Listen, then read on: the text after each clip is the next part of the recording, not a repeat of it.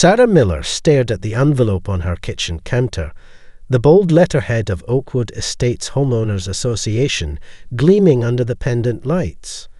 3 months into homeownership, she'd finally established a comfortable routine in her townhouse. Morning coffee on the east-facing patio, evening walks along the community trails, friendly waves to neighbours she was slowly getting to know. She sliced the envelope open with her index finger, expecting the usual newsletter or community announcement. Instead, she found an official notice printed on heavy cardstock. As her eyes found the dollar amount, the ceramic mug slipped from her grasp, splashing coffee across the granite countertop.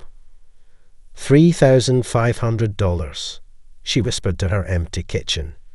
Due within 30 days. Sarah grabbed paper towels to mop up the spill, her hands trembling slightly. The notice described a special assessment for critical roof repairs throughout the community. No breakdown of costs, no prior warning. Just an amount nearly triple her monthly mortgage payment, and a due date circled in red. As a first-time homeowner, Sarah had done her homework. She budgeted carefully for the regular $275 monthly HOA fee, the predictable cost that covered lawn maintenance, snow removal, and upkeep of community amenities. This unexpected assessment threatened to deplete the emergency fund she'd worked 3 years to build. That evening, Sarah spotted her neighbour Eleanor Benson meticulously pruning roses in her front yard. Eleanor's garden had won the Community Beautification Award 4 years running, and as a 15-year board member, she seemed to know everything about Oakwood Estates. "Excuse me, Eleanor?" Sarah approached, notice in hand. "I just received this assessment. I'm a bit confused because I wasn't aware of any roof issues when I purchased my unit in April." Eleanor straightened, garden shears in hand. Her gaze drifted from Sarah's uncertain smile to the paper clutched between her fingers. The assessment was discussed at the January and March meetings. Eleanor replied, her voice crisp as her precisely trimmed hedges. "If you'd attended, you'd know about this." She turned back to her roses. The information was also in the meeting minutes, posted on the community website. But $3,000 with no detailed explanation? Sarah persisted. "That seems." "If maintaining property values isn't important to you," Eleanor interrupted, "perhaps Oakwood Estates isn't the right fit." She smiled thinly. "The payment deadline is firm, dear. Late fees are quite substantial." Sarah returned to her townhouse, the assessment notice crumpled in her fist, feeling both frustrated and powerless.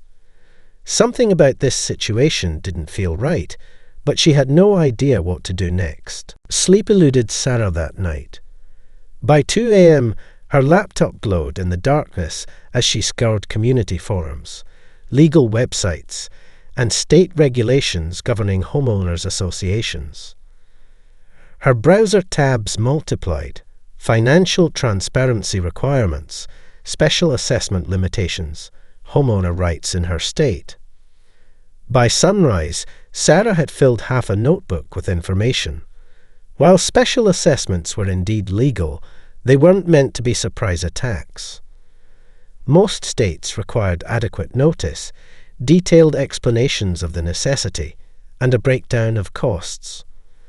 More importantly, her state specifically mandated that assessments exceeding $1,000 required a comprehensive financial justification provided to all homeowners at least 60 days before the due date.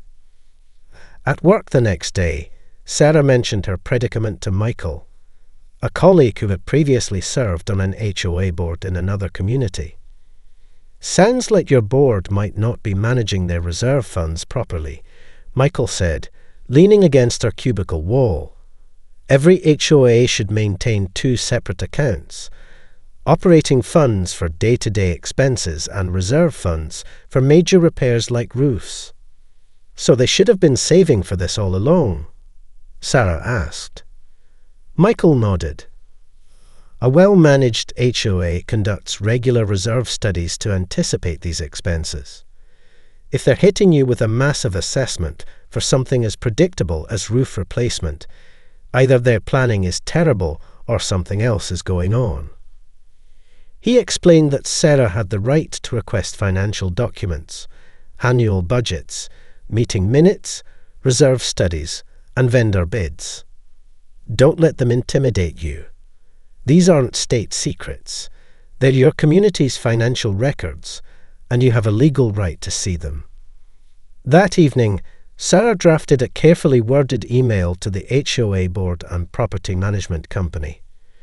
She requested copies of the last 3 years' financial statements, the most recent reserve study, board meeting minutes discussing the roof repairs, and all vendor bids received for the project. She cited the specific state statute requiring detailed justification for large assessments and requested a postponement of the payment deadline until homeowners receive proper documentation. After triple-checking her tone and language, ensuring it remained professional and non-confrontational, Sarah hit send. A small surge of confidence replaced her earlier helplessness. She might be new to homeownership, but she was quickly learning that HOA governance came with rules that worked both ways. As she closed her laptop, Sarah's phone buzzed with a text from an unknown number. "Saw you talking to Eleanor yesterday.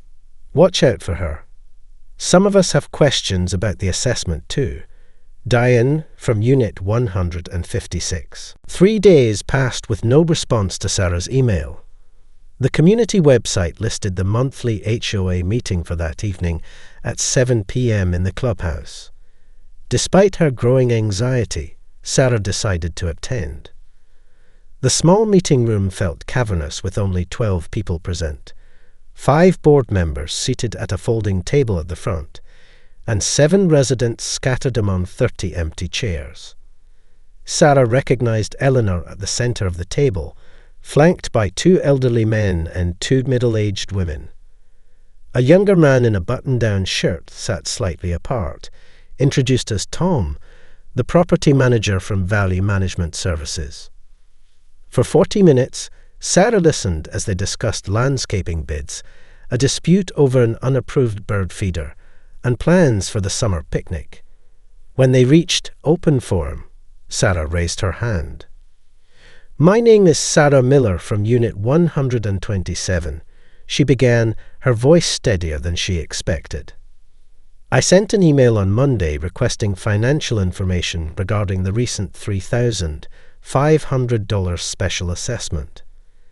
According to our state's regulations, homeowners should receive detailed cost breakdowns for any assessment over $1,000 at least 60 days before payment is due." Eleanor's posture stiffened. "We've been planning these repairs for months. The information was available in the meeting minutes." "I reviewed all posted minutes," Sarah countered politely. "They mention roof evaluations, but include no cost estimates, no bidding process details, and no vote on the final assessment amount." Tom, the property manager, shifted uncomfortably. One board member, the older gentleman at the end, glanced at Eleanor with a furrowed brow. "We don't need to explain ourselves to every new homeowner who doesn't understand how communities work," Eleanor cut in, her voice sharp. "The decision has been made. If you'd like to run for the board next year, you're welcome to do so."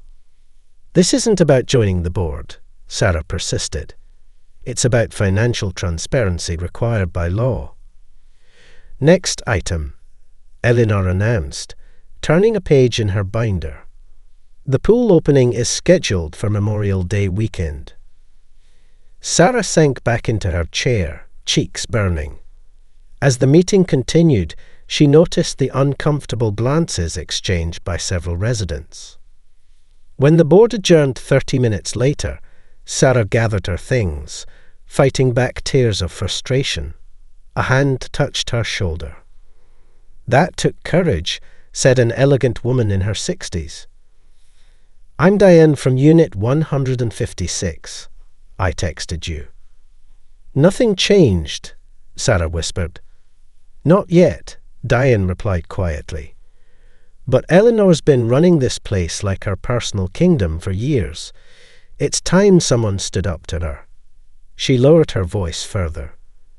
Meet me for coffee tomorrow. I think you should know about Eleanor's son-in-law's roofing company. The coffee shop just outside Oakwood Estates buzzed with morning activity as Sarah met with Diane. The revelation was stunning. Eleanor's son-in-law owned Summit Roofing. The company awarded the contract without competitive bidding. According to Diane, this wasn't the first time board decisions had mysteriously benefited Eleanor's family. Why hasn't anyone challenged this? Sarah asked, stirring her latte absently. Fear of retaliation, Diane replied. Eleanor's architectural committee has suddenly found violations at homes of people who question her. Besides, most residents work full-time. Who has energy to fight City Hall? Armed with this information and renewed determination, Sarah developed a strategy. That weekend, she walked the community with a clipboard, introducing herself to neighbours and discussing the assessment. Many shared her concerns, but had resigned themselves to paying. At Unit 211, she met Robert Chen, a retired accountant who invited her inside immediately upon hearing her questions. I've been tracking the financials for years, he told her, pulling out meticulously organised binders. Their reserve fund should have more than enough for roofing. Something doesn't add up. 3 doors down, Sarah met Jennifer Williams, a new resident and attorney specialising in real estate law. They're violating multiple statutes, Jennifer confirmed after examining Sarah's research. The board has fiduciary responsibilities they're not meeting. By week's end, Sarah had connected with 28 homeowners who shared her concerns. They gathered in Robert's spacious living room on Saturday morning, forming an informal homeowners advocacy group. Jennifer explained they could petition for a special meeting. State law required the board to comply if 15% of homeowners signed. We need more than signatures, Robert advised. We need documentation. A tech-savvy college student offered to create a secure online portal where residents could share concerns anonymously.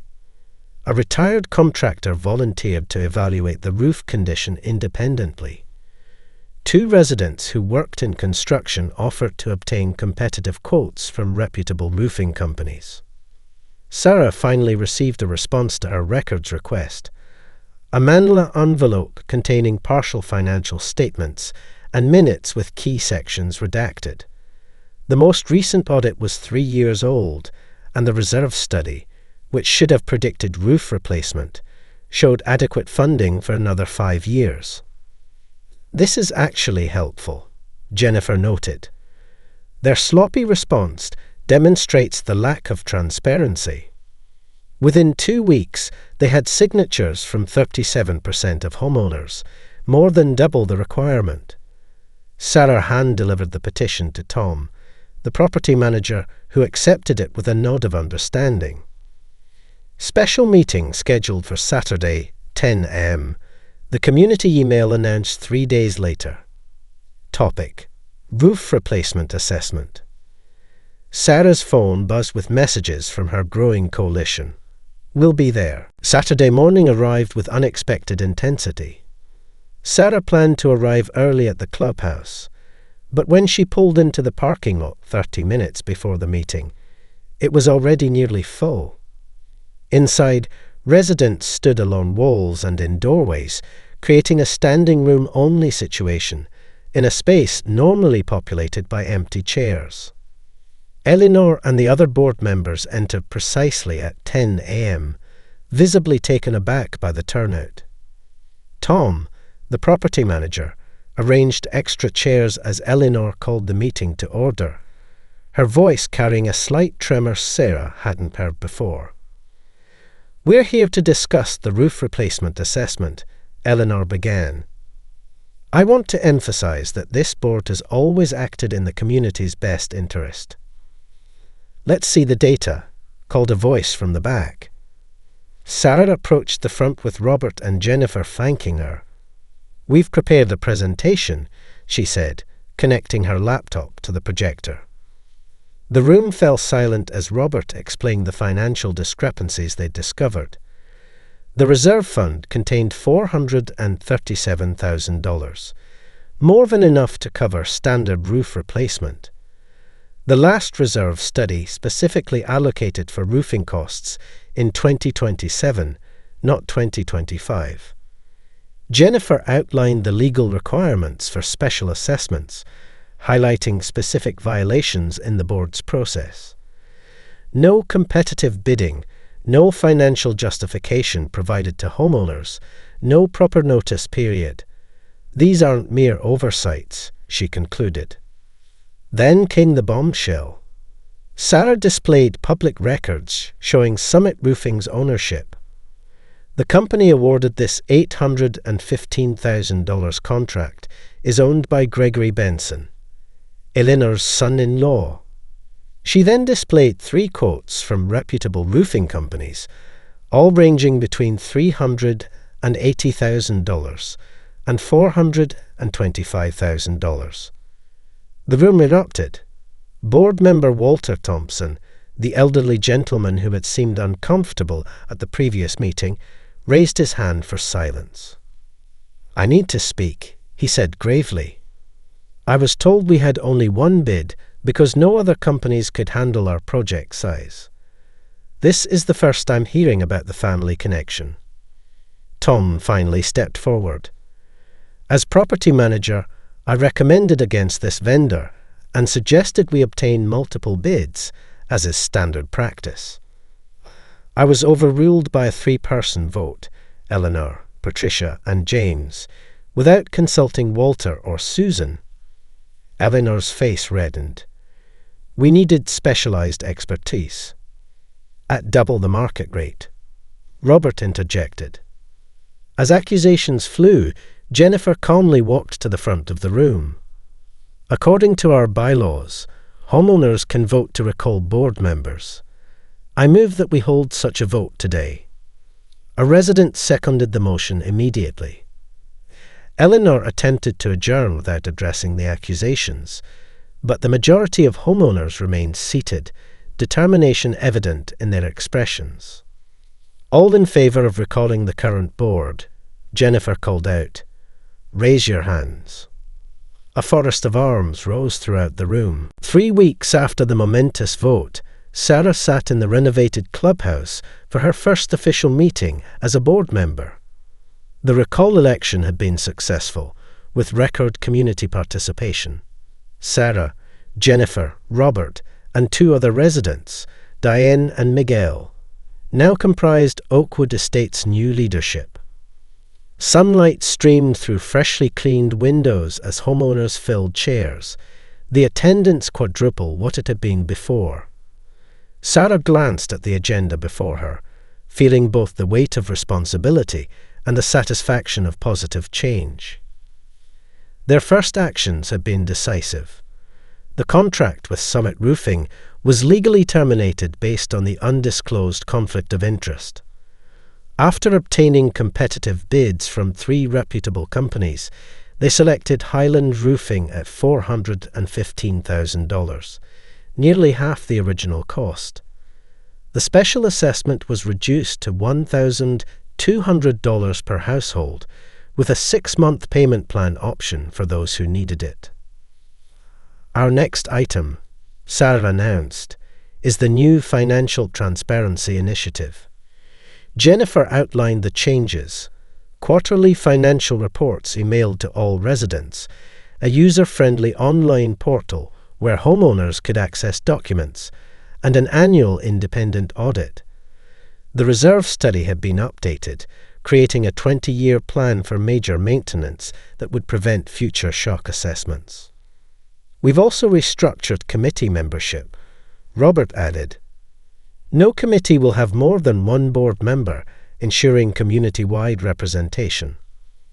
After the meeting, several homeowners approached Sarah with questions and suggestions, a stark contrast to the previous atmosphere of silent resignation. "You've accomplished more in 3 weeks than the previous board did in 3 years," remarked Walter, the former board member who had stayed to help with the transition. Outside the clubhouse, Sarah noticed a "for sale" sign in front of Eleanor's townhouse. Diane approached, following her gaze. "She's looking at condos with no HOA," Diane said with a smile. Apparently, she finds community decision-making tiresome. As residents dispersed, Sarah lingered, reflecting on how much she had learned. What had begun as a shocking bill had transformed into an opportunity to build genuine community. Now, when new residents moved into Oakwood Estates, they received not just a rulebook, but also a transparent explanation of HOA finances, a breakdown of how their fees were allocated, and a sincere invitation to participate. Walking home in the evening light, Sarah passed neighbours working in gardens, children riding bikes, and couples strolling on newly repaired pathways. For the first time since moving in, Oakwood Estates felt like more than a collection of buildings sharing walls and rules. It felt like home, a community where transparency, fairness, and true neighbourly cooperation had finally taken root.